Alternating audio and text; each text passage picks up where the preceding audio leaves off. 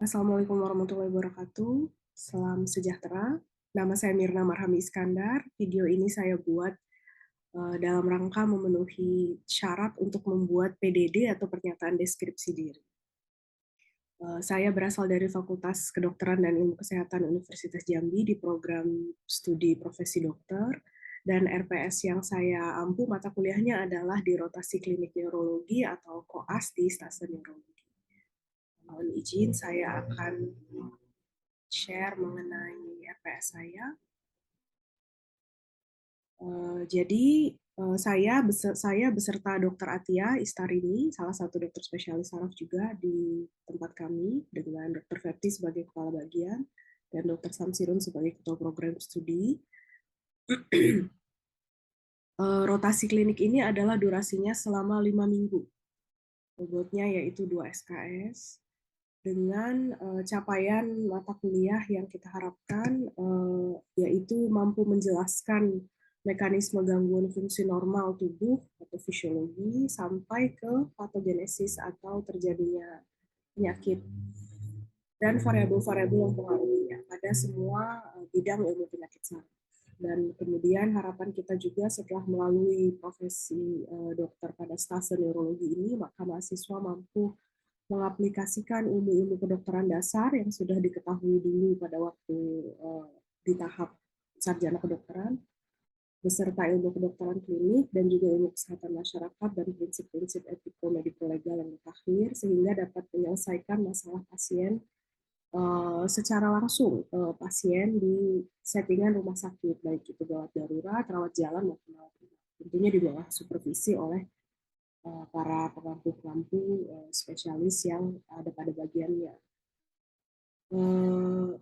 Pada mata kuliah ini, maka ada dua hal yang dilakukan secara umum untuk mencapai capaian-capaian pembelajaran tersebut. Yang pertama adalah mereview beberapa teori yang seharusnya sudah didapatkan sebelumnya ketika di tahapan sarjana kedokteran. Kemudian yang kedua adalah mengaplikasikannya langsung pada pasien, sehingga yang tadinya mungkin hanya diketahui secara teori atau dicobakan ke pasien standar, maka kalau pada tahapan ini harus langsung mampu dilakukan terhadap pasien, sehingga metode penyampaian dan metode interaksi yang terjadi antara mahasiswa dan dosen dan mahasiswa dan pasien itu sangat bergantung dengan pencapaian yang diharapkan terhadap sub-sub bagian dari mata kuliah tersebut. Sebagaimana yang mungkin sudah diketahui oleh fakultas atau prodi-prodi lain yang berbasis kompetensi, di dalam neurologi juga ada pembelajaran berbasis kompetensi, di mana sebagaimana terlampir, kalau tingkat kemampuan tertinggi yaitu 4, maka mahasiswa mampu mendiagnosis dan menata laksana sendiri sampai tuntas. Tingkat 4A di sini tercantum kompetensi yang dicapai saat lulus, tapi setelah internship 1 tahun harusnya sudah mahir, sudah tahap proficient atau mahir dan bukan hanya competent. Kemudian di bawah itu ada 3B, yaitu mampu melakukan terapi awal sebelum akhirnya dirujuk atau diteruskan ke tingkat penanganan pasien yang lebih tinggi pada kasus gawat darurat. Kalau yang 3A yang non gawat darurat. Kalau tingkat 2, tingkat kemampuan 2 berarti mendiagnosis dan merujuk. Jadi mahasiswa minimal kenal penyakit tersebut, mampu mengenali penyakit tersebut dan merujuknya walaupun belum dilakukan operasi. Sementara tingkat kemampuan 1 adalah mengenali dan menjelaskan secara teoritis. Maka mahasiswa tidak wajib menemui pasien ini dalam pendidikan, tapi minimal harus tahu, harus pernah dengar ada penyakit tersebut. Nah, jadi bentuk kegiatan yang kita lakukan juga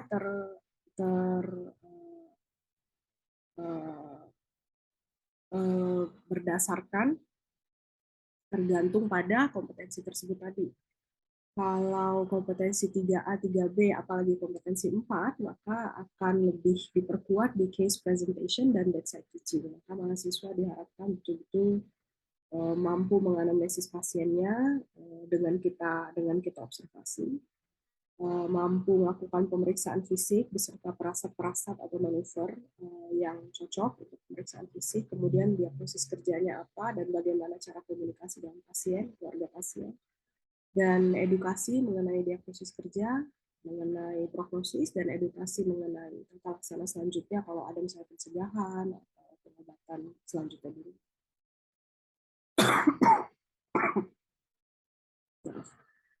Sementara kalau tingkat kemampuan 1 atau 2, barangkali mahasiswa perlu diperkuat lebih banyak mengenai teori.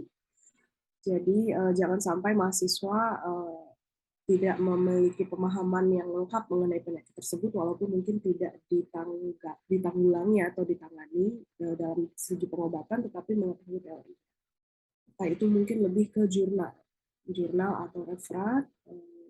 Sementara untuk mereview yang tadinya sudah diketahui di tahapan sarjana kedokteran, barangkali mesti diingat-ingat dulu kembali mengenai anatominya, fisiologinya, dan teori-teori lain, refreshing dulu sebelum ketemu ke pasiennya, maka akan ada kuliah-kuliah singkat.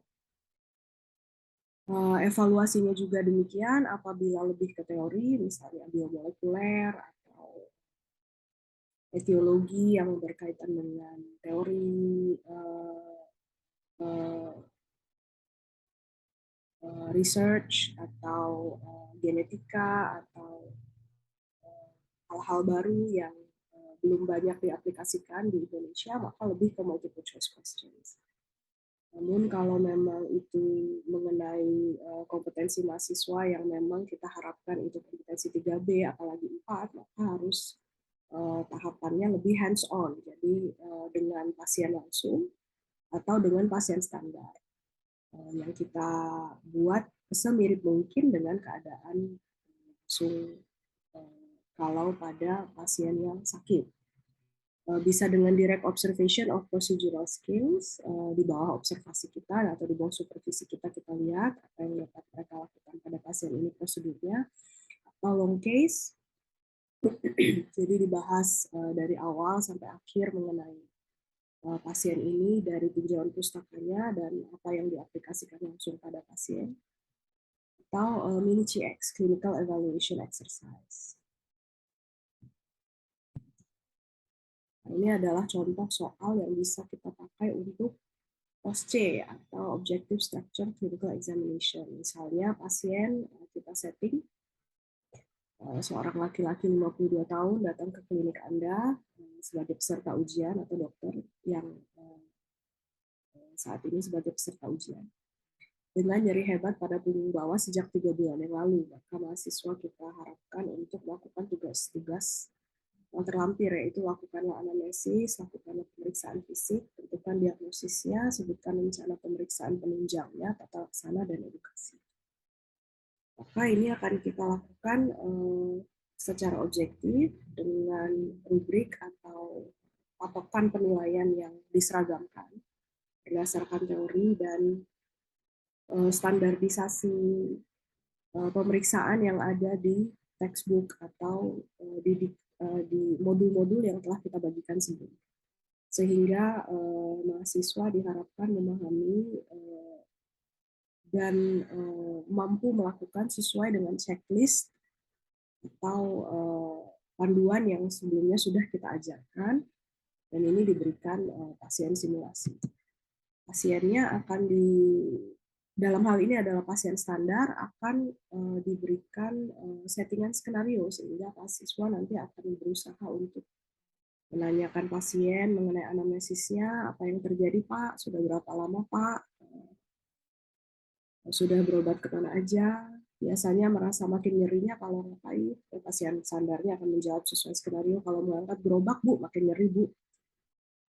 Atau pasiennya bisa juga merupakan pasien yang memang sedang dirawat di rumah sakit. Maka tentunya tingkat kesulitannya lebih tinggi, tapi keadaannya mungkin bisa lebih ideal karena nyata langsung anamnesis yang keluar dari pasien ya, bukan di karang-karang atau dibuat naskahnya. Mahasiswa juga ketajaman nalar klinisnya jadi lebih diasah dalam settingan tersebut. Ini contohnya ketika kita sedang berinteraksi pada pasien dalam kegiatan ronde atau bedside teaching rounds. Ini ada beberapa dokter saraf di sini. Di sini saya maaf yang memfoto kebetulan. Jadi ini ada beberapa mahasiswa dan ada keluarga pasien dan anak pasien. Maka dalam settingan seperti ini kita biasanya memfokuskan kepada satu atau dua mahasiswa untuk melakukan komunikasi efektif dan pemeriksaan pada pasien, kemudian yang lainnya mengobservasi. Di bawah supervisi kita kemudian kita arahkan atau kita koreksi. Apabila settingannya adalah ujian atau evaluasi, maka ini akan dilakukan dengan satu persatu, tidak beramai-ramai.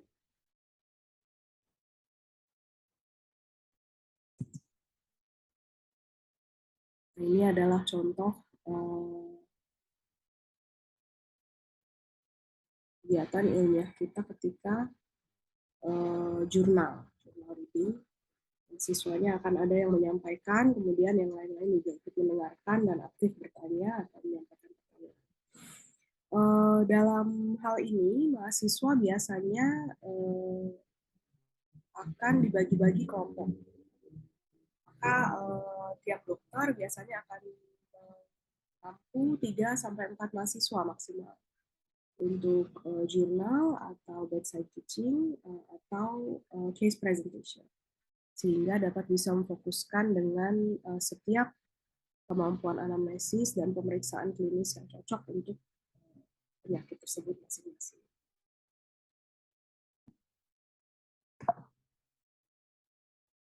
Ya, jadi beberapa penyakit yang diketahui di dalam kompetensi, dalam standar kompetensi kedokteran ada cukup banyak. Namun kita nyatakan dari awal, apabila kita sedang bertemu dengan mahasiswanya, kita berikan pengarahan dari awal bahwa memang penyakit ini tidak semuanya kompetensinya sama. Dalam hal ini,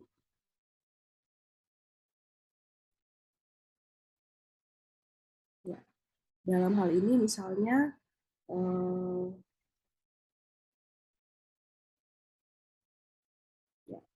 dalam hal ini misalnya ada nyeri kepala primer, sekunder, patofisiologi kejang, gangguan keseimbangan, penurunan kesadaran, maka kompetensinya akan lain-lain. Biasanya standar kompetensi itu kita review lagi agar mahasiswa bisa fokus bahwa kalau penyakitnya adalah ini, mereka harus paham betul sampai diagnosisnya tegak, sampai pemeriksaan penunjang mau mintanya apa.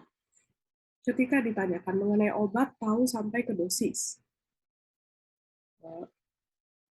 Dan tidak meluas. Jadi diagnosisnya tidak meluas, tapi bisa mengerucut ke diagnosis kerja tersebut. Karena kompetensinya tinggi, 3A, 3B.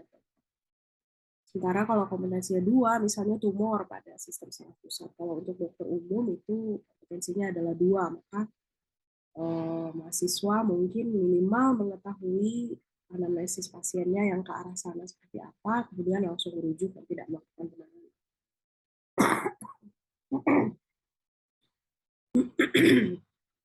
Dalam hal ini, penyakit yang saya fokuskan adalah penyakit tulang belakang dan medula spinalis. Yang saya ampu untuk saat ini, untuk di dalam video ini yang akan saya paparkan adalah mengenai refreshing, mengenai anatomi dan fisiologi dari medula spinalis untuk gangguan saraf tepi medula spinalis bawah, yaitu radikulopati lumbal dan sakral. Mencakup radicular syndrome, HNP, cauda equina.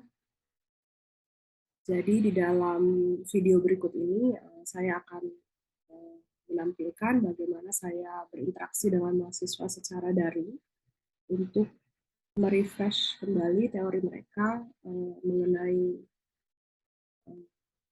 apa-apa saja yang perlu diperhatikan dalam menganalisis dan membuat daftar masalah pada pasien dengan gangguan saraf tepi bawah atau lumbosakral. Karena dengan begitu maka nanti pertanyaan dalam anamnesisnya, pemeriksaan fisiknya dan juga pemeriksaan penunjangnya juga jadinya lebih terarah. Karena ada beberapa hal yang khas yang perlu dipelajari, misalnya mengenai motorik, sensorik, dan otonom.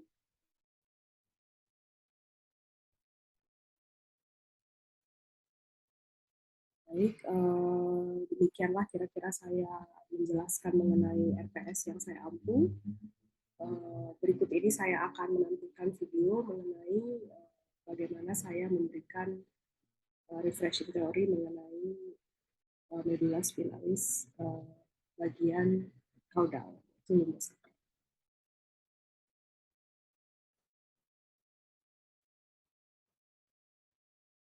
Cairan spinal, lekor cerebrospinal, makanya kita bisa lumbal fungsi LP. Ya kan? Makanya kita bisa lumbal fungsi. Jadi cairan subarachnoid space yang ada di dalam di bawah lapisan arachnoid mater masih ada. Cuman medula spinalisnya sendiri sudah selesai di atas, tinggal bungkusnya. Kemudian di luarnya itu barulah tinggal rambut-rambutnya atau cauda equinanya. Cauda itu ekor, equina itu kuda, seperti ekor kuda. Kalau kita potong dia aksial seperti ini, ya bisa dilihat, medula spinalis itu bukan sumsum tulang. Sumsum tulang itu ya sumsum tulang. Jadi kalau tulang kita belah, kita hancurkan, dan di dalamnya ada sumsum, di dalam tulang yaitu sumsum tulang. Tapi medula spinalis itu bukan sumsum tulang belakang. Jadi ini tulang, seandainya tulang ini dihancurkan atau untuk fungsi tulang, misalnya untuk BMP, bone marrow puncture, biasanya tapi BMP tidak di vertebra ya, terlalu sakit. Biasanya BMP itu di tulang sternum. Misalnya kita mau melihat sel-sel pembentukan darah atau sel-sel eritropoiesis, itu kan di dalam tulang. Maka tulangnya ini yang dicoblos diambil sumsum. Tapi medula spinalis adalah nervus, adalah kumpulan dari saraf pusat yang di medula, yang di kanalis spinalis, dia dilindungi oleh tulangnya. Jadi kalau dilihat dari samping, kalau dilihat dari depan itu kan begini, ini tulangnya, kemudian ada prosesus spinosus, dia melindungi ke samping, ini tulangnya, ini prosesus spinosus, dia melindungi ke samping, sehingga seperti lihat tangan saya, jadi dia vertebranya begini, kemudian ada prosesus spinosus yang melindungi ke belakang, kemudian canalis spinalis itu jalan di situ.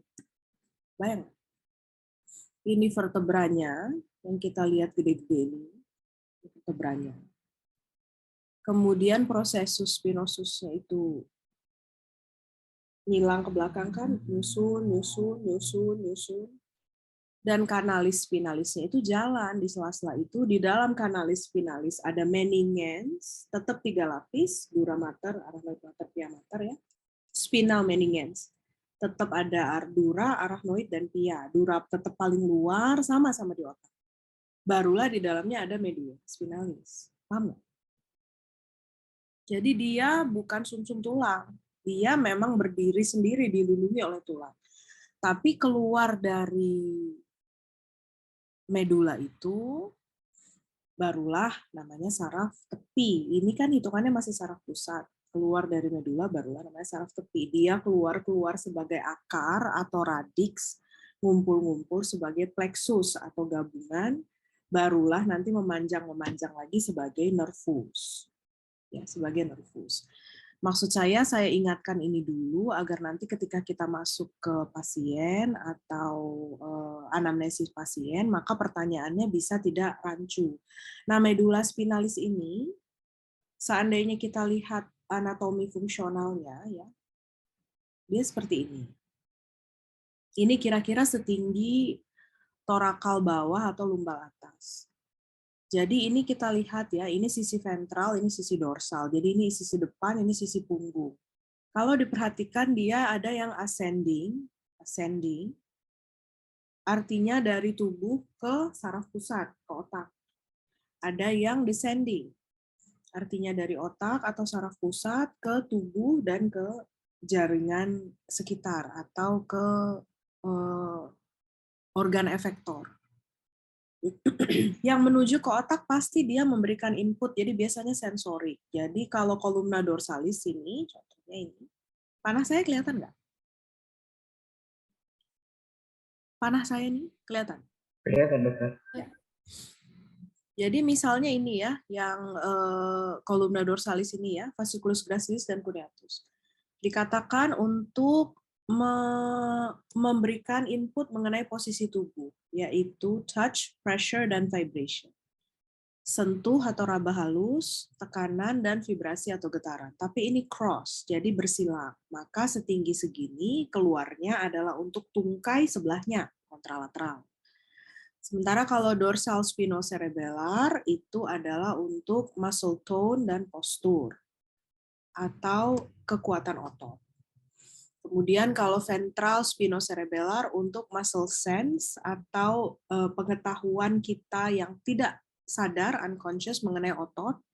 Maksudnya gini, kalau kita sedang baring, apakah ada terjadi gangguan bicara atau pelo ke kanan bibirnya, dok? kenapa tanya itu? Untuk mengetahui apakah dia terjadi gangguan di UMN-nya, dok? Atau mau membedakan apakah dia terjadi UMN atau di LMN-nya, dok?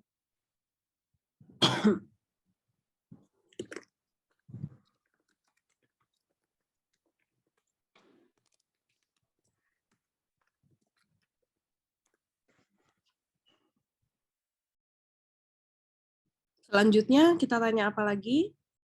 Dava?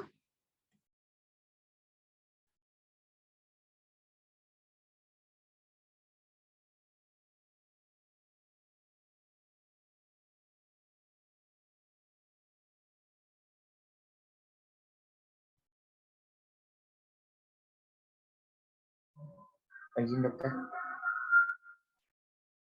Apakah kelemahan tungkainya ini mendadak atau tidak?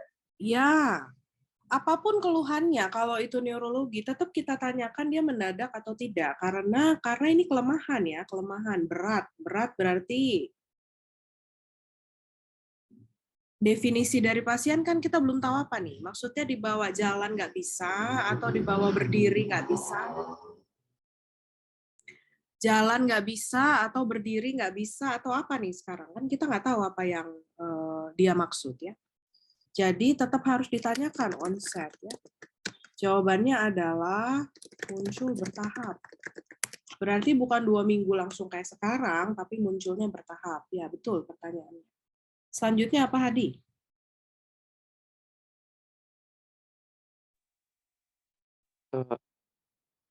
Apakah disertai kelemahan pada tungkai kiri?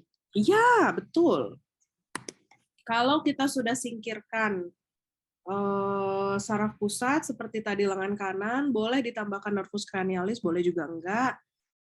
Tapi saya setuju, barulah kita pikirkan apa. Oke, kalau kita sekarang mau menganggap ini munculnya dari medula spinalis ya. Nyeri punggung bawah katanya iya, konsisten. Apakah cuman kaki kanan yang kena atau kaki kiri juga kena kan gitu. Jadi apakah disertai kelemahan berat? Jawabannya iya, tapi kanan lebih berat. Nah, berarti kalau kita melihat, kita balik dulu ke sini ya. Berarti kalau kita melihat ini kan, yang manapun itu yang terkena regionnya, ini kan ventral. Vertebra kan di sini. Kalau HNP kan mundurnya dari sini, mundur ke sana, ke sana, ke sana, ke sana, ke sana. Bukan dari sini ya, dari sini. Ini tulangnya, mundurnya ke sono, mundur, mundur, mundur, mundur, mundur. Ini punggung, ini punggung. Ini vertebra, depan ini perut kan gitu. Jadi mundurnya dari sini ke sana. Taruhlah yang ini dulu yang kena. Ini dulu yang kena.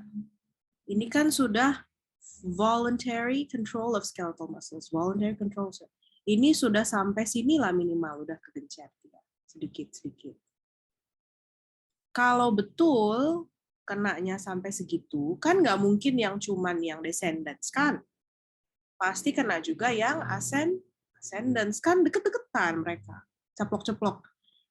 Caplok-caplok tempatnya. Ada motorik di sini, sensorik di sini, motorik di sini, sensorik di sini. Jadi kalau motoriknya udah kena, pasti sensoriknya juga kena. Cara menanyakannya gimana? Yang artinya pertanyaan berikutnya apa, Khairi? Apakah ada riwayat trauma atau seperti terjatuh, Dok? Ya sebetulnya saya bukan maksudnya ke arah situ, tapi ya setuju. Kembali konsep ya, muncul bertahap. Apakah ada riwayat trauma? Kalau tanya ke pasien, kita bilang kecelakaan aja ya. Biasanya orang awam itu, trauma itu artinya biasanya trauma psikologis. Biasanya maksudnya.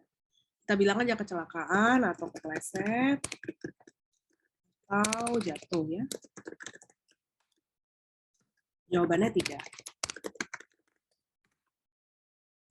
Traumatik lain yang bukan kecelakaan apa, Khairi? Mumpung kita lagi ngomongin ini.